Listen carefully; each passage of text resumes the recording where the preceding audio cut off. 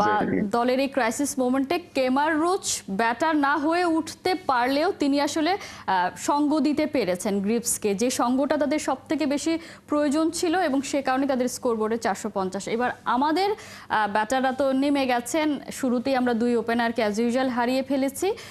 আমাদের এই সঙ্গ দেওয়ার জন্য কে আছেন, সঙ্গ দেবেন, বা যাদের আসলে দায়িত্ব নিয়ে ব্যাট করার কথা তারা কতটা দায়িত্বশীলতার পরিচয় দিচ্ছেন? আপনি একটা শব্দ ইউজ করেছেন অ্যাজ ইউজুয়াল। আমি হাসছি, বাট এটাই আমাদের চিত্র হয়ে যাচ্ছে কিন্তু, উইচ ইজ ভেরি স্যাড। এবং এটা আসলে যখন আপনার ওপেনিং ব্যাটসম্যানরা শুরুতে আউট হয়ে যাবেন, আপনি কিন্তু সবসময় আন্ডার প্রেশার থাকবেন। এটা 450 রান চেস করেন অথবা 200 রান চেস করেন।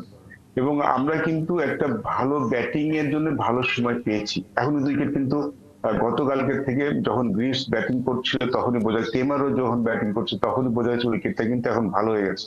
উইকেটে কিন্তু এখন তেমন সমস্যা নেই। এটা এখন আসলে আমাদের স্কিল এবং মাইন্ডসেটের ব্যাপার।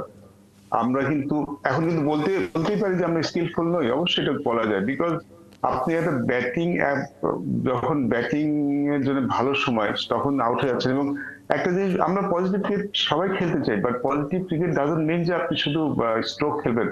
ভালো ডিফেন্স করা, ভালো বল ছাড়াটাও কিন্তু পজিটিভ ক্রিকেটের মধ্যেই পড়ে।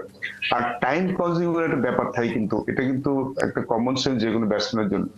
আমার দিনের কতটুকু সময় বাকি আছে, আমি এই সময়টা কি করব না করব, এই batting plan I am not sure যে আমাদের কতটা ভালো হচ্ছে। বিকজ কালকে কিন্তু বেশি সময় ছিল না, জাকির হাসান যদি শুধু একটু আরেকটু উইকেটে থাকতে পারতেন, আজকে আজকে তিনটা ফ্রেশ স্টার্ট করতে পারতেন নর্মালি, সেটা হয় টেস্ট ক্রিকেটে বলা হয়।